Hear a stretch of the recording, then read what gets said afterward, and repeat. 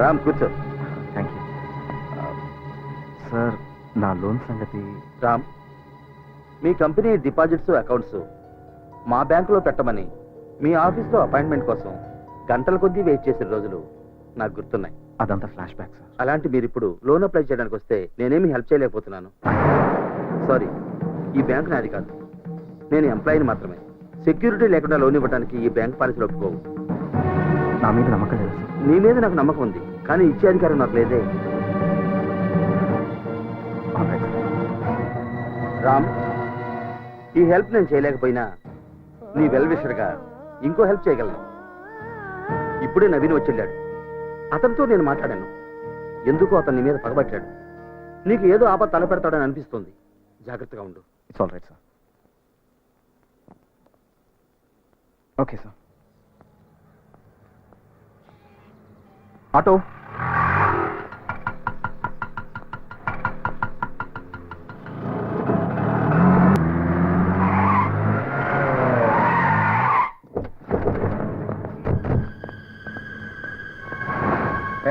ఎవరు?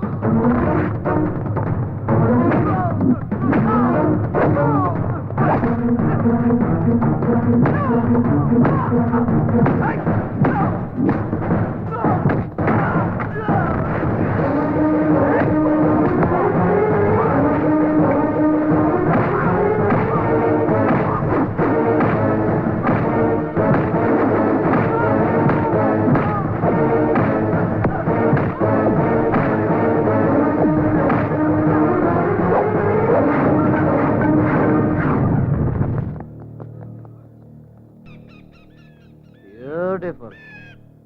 అనుభవించు రాజా, అనుభవించు. రోడ్డు మీద అడుక్కు తింటుంటే రెండవని చేరదీశాను. నమ్మాను, పార్ట్నర్ది చేశాను. నువ్వు నా భార్యతో చీప్ గా బిహేవ్ చేసిన ఇలాంటి లోఫర్ని ఎందుకు నమ్మానా అని నన్ను నేనే తిట్టుకున్నాను. నా మీద అటాక్ చేసి ఆ టెండర్ కొట్టేసినప్పుడు బిజినెస్ లో పోటీ పడుతున్నావు అనుకున్నా. పోటీకి నేను ఎప్పుడు రెడీ. మళ్ళీ ఈ రోజు మనుషుల్ని పెట్టి నన్ను చంపించాలని చూశాను. అది పోటీ కాదు, శత్రుత్వం. శత్రుత్వాన్ని నేను సహించను. చెప్పేది చెప్పేది చెప్పేది విను. అఫ్ కోర్స్ నేను దొంగనా కొడుకునే. విశ్వాసం అంటే నాకు తెలీదు. I don't know. నాకు డబ్బు అంటే ఇష్టం.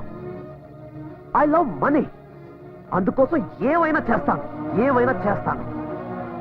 అవును, అమ్ముడు పోయాను. కానీ నీ మీద అటాక్ చేయించింది మాత్రం నేను కాదు, పైన ఒకడున్నాడు. ఎవరు? దేవ్. దేవ్? వాడేవాడు? యూకే నుంచి వచ్చాడు. Multi millionaire, business magnate. వాడికి నీకు మధ్య ఏముందో నాకు తెలీదు. ఇదంతా చేయిస్తుంది వాడు. నీకు దమ్ముంటే వెళ్ళి వాడిని అడుగు. నాకు అతను ఎవరో తెలియాలి. నేను అతన్ని కలవాలి. ఏదో ఒకటి చేయండి. ఓకే, ఉంటాను. ఏమైందండి? దేవ్.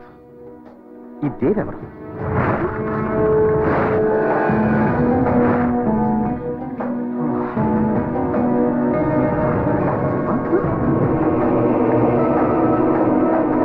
అతనికి నా మీద ఎందుకంత పని? నాకేం అర్థం కావట్లేదు.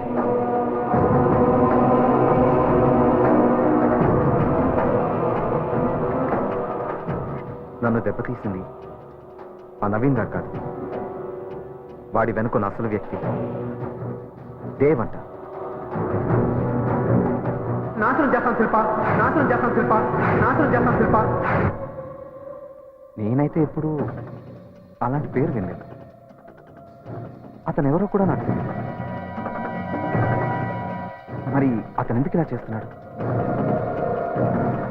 నేనెప్పుడు ఎవరికి ఏమేం చేయలేదు, ఎవరికి ద్రోహం చేయలేదు. నాకు శత్రువులు ఎవరుంటారు? Who is this Dev? Why is he behind మీ?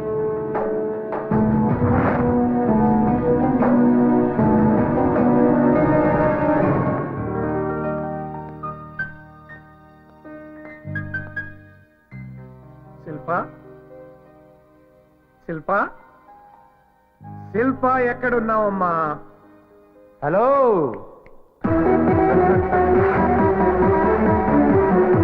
నువ్వేంట్రా ఇక్కడ? నేనే ఇక్కడ, ఇక్కడే నేను. ఎవరు ఎక్కడుండాలో అక్కడే ఉన్నారు.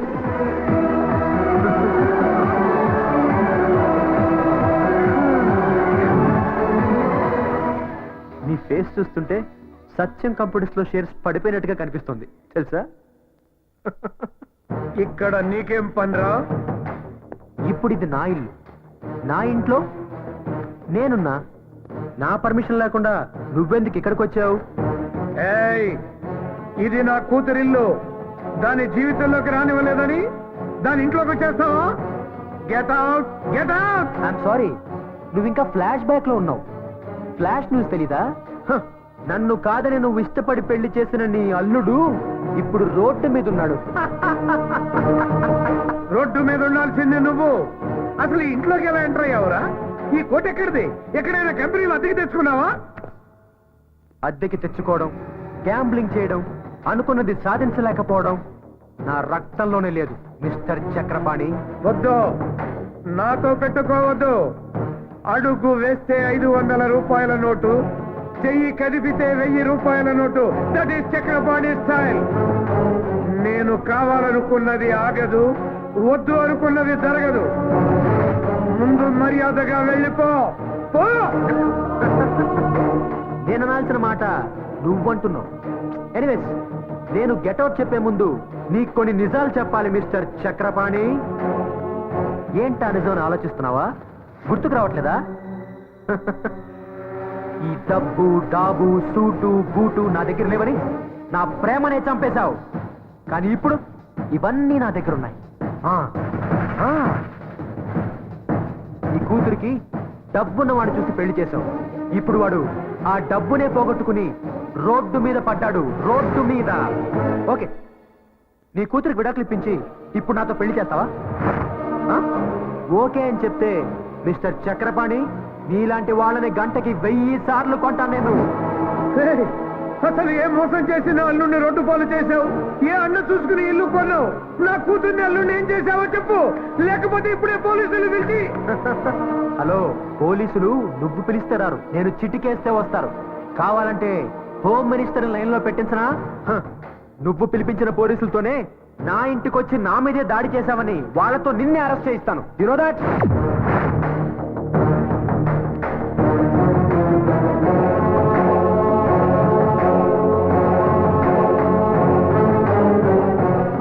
ఈ రోజు నాకు నమ్మకం కుదిరింది. నా నిర్ణయం తప్పు కాదు.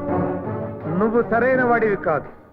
అప్పుడు వ్యథవే, ఇప్పుడు వ్యథవే. తల్లిదండ్రులు భగవంతుడికి మారు రూపాలురా. పిల్లల జీవితాలు నిర్ణయిస్తారు. నా కూతురి నుదుటి మీద నేను రాసిన రాతలో నువ్వు లేవు, ఉండవు కూడా. మావా, ఎలాగైనా సరే, ఎప్పటికైనా సరే నేను నీ అల్లుడినై తీరతాను. ఇది నా నుదుటి మీద నేను రాసుకున్న రాత. గుర్తుంచుకో, తిరుగులేదు. వాడికి అంత కెపాసిటీ లేదు. ఎలా ఎలా చేస్తున్నాడు? Please don't be emotional. మిమ్మల్ని నేను ఎప్పుడూ ఇలా చూడలేదు. భయమేస్తుంది. మీరు చాలా మంచివారు. మీకు ఎప్పుడు చెడు జరగదు. ఫర్గెట్